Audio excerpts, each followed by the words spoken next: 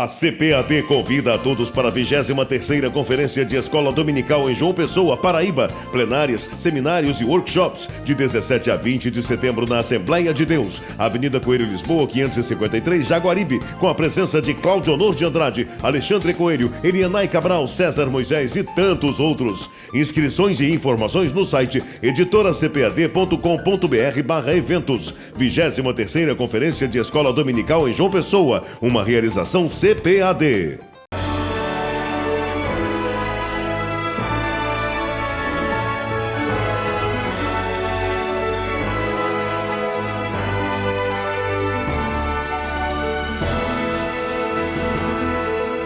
Subsídios. Lições bíblicas. Adultos.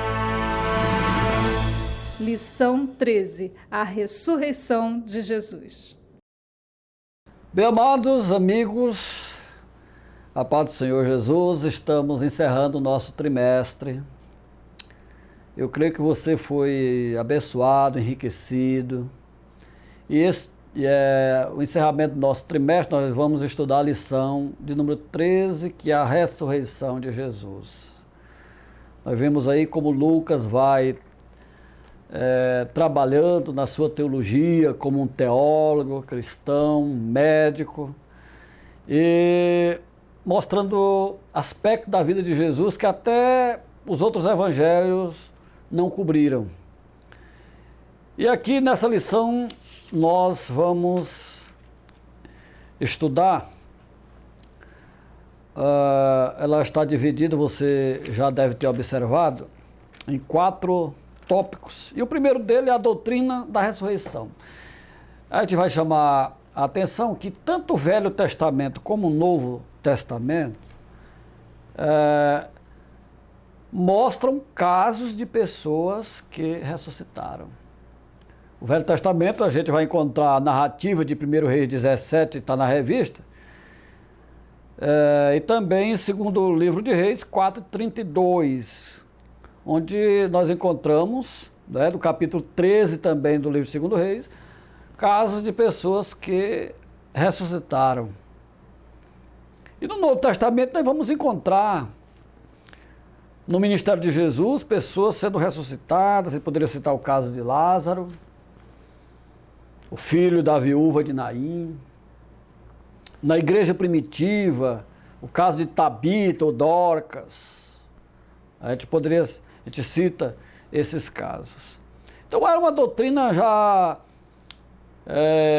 conhecida no Novo Testamento com muito mais ênfase. A ressurreição não tem nada a ver com reencarnação.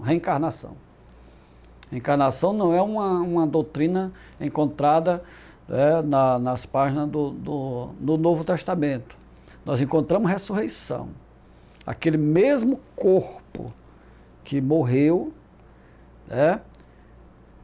que expirou, ele volta a ser reanimado, volta à vida, como o caso de Lázaro e outros que nós já aqui falamos.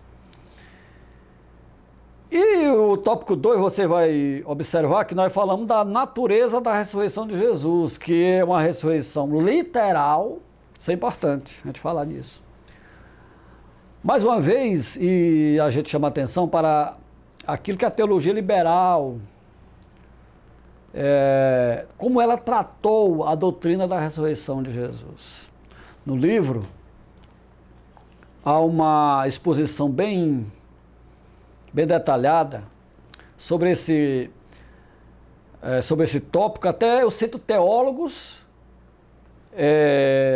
da teologia liberal lá do início, lá do século XIX, como também já do século XX, que negam essa ressurreição literal. Para esses teólogos, Jesus ele apareceu de uma forma visível, corporal, mas ele foi visto como se fosse uma manifestação psicológica ou espiritual.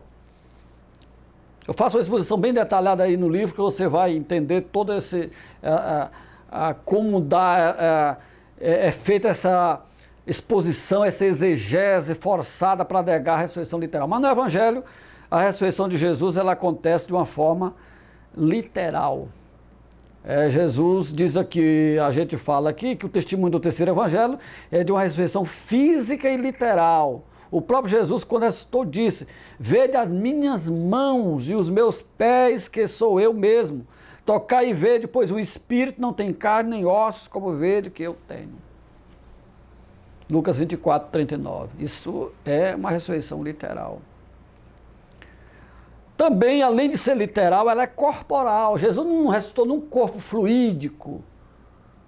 Não, ele ressuscitou no corpo, corpo que ele tinha antes de passar pela cruz. Era um corpo glorificado, evidentemente, que era capaz de ser achado dentro de um local sem precisar abrir a porta. A gente vai ver isso no Evangelho. Mas era o corpo dele. A apologética cristã sempre assegurou que a ressurreição de Jesus foi um evento físico no qual seu corpo foi vivificado. Isso significa que, apesar de transformado, Cristo ressuscitou com o mesmo corpo físico que fora sepultado. Então, isso, para a teologia cristã, isso é definitivo. Não tem uma outra explicação. Qualquer explicação fora disso aqui é desvio doutrinário, teológico, e já está na área da heresia. E mais na frente a gente avança o nosso comentário, você ainda com a lição aberta, a evidência da ressurreição de Jesus. Eu coloco aí as evidências diretas e as indiretas. Quais são as diretas? Aquilo que Jesus foi visto corporalmente, mesmo depois ressuscitado, por discípulos seus, como os 2 discípulos do caminho de Emaús. Conversaram com ele, viram, tiveram a certeza que estavam falando com o Senhor. Essa é a evidência direta. A indireta a gente vai encontrar na igreja primitiva. Olha, é difícil você ler Atos dos Apóstolos, o testemunho, a garra dos apóstolos, dispostos a morrer, a dar a vida, ao afirmar que Jesus estava vivo. Essa é uma evidência indireta fortíssima. A própria existência da igreja apostólica, a igreja primitiva, a conversão de Paulo, é um testemunho indireto de que esse Cristo agora vivia. Não era um defunto, como pensava o Império Romano e as autoridades judaicas. Ele havia ressuscitado. Que maravilha. É uma evidência indireta.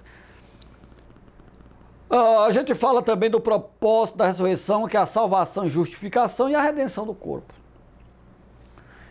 Nós já dissemos no início desse trimestre, você viu nas primeiras lições, que aspectos do reino de Deus que só vão se concretizar na parousia ou na vinda de Jesus, na segunda vinda. E a redenção do nosso corpo está dentro desse aspecto do Evangelho.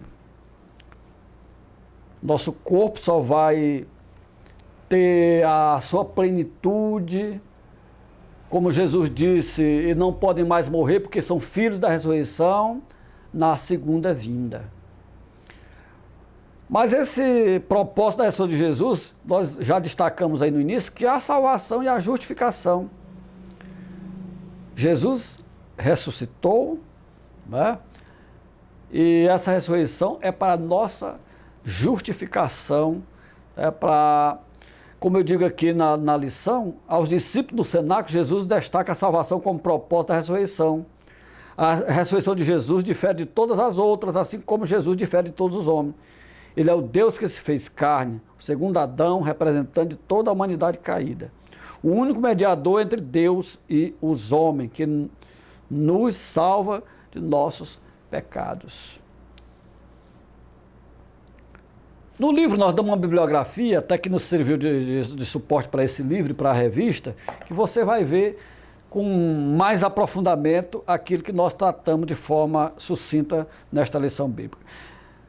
Mostra ainda que a ressurreição foi por causa da nossa justificação, conforme diz Paulo Romanos 4:25. E que nesse aspecto ele foi designado Filho de Deus com poder pela ressurreição dos mortos. Então, amado, Graças a Deus que o plano da salvação se realizou. Jesus cumpre todas as Escrituras. Seu ministério, seu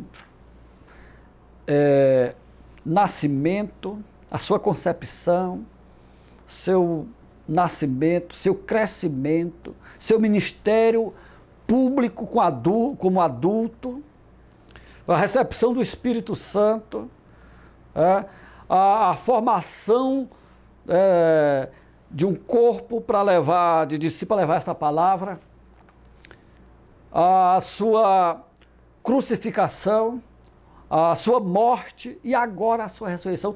Cumpre o plano de Deus como num fechamento. É como Deus trabalhou na história, mostrando-se Senhor absoluto da história. E para que nós tivéssemos direito a essa salvação, a redenção do nosso corpo, o direito a participar da glória de Deus. Então, nessa última lição, fechando o trimestre, eu desejo e oro para que tudo aquilo que nós aprendemos ao longo desse trimestre sirva de fundamentação para solidificar sua fé, para estimular a sua vida espiritual, para que você continue mergulhando nesse rio caudaloso que é a Escritura, e dela extrair lições para seu viver e assim outras vidas possam ser abençoadas, porque a graça de Deus, como diz Paulo na sua carta a Tito, se há manifestado trazendo salvação a todos os homens.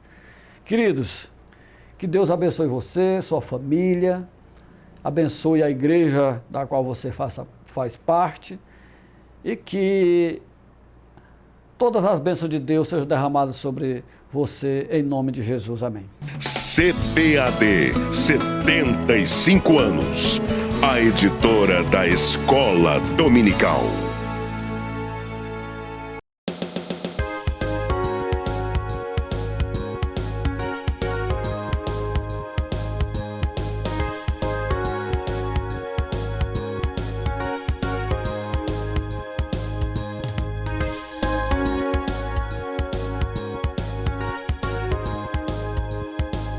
Uma história brilhante.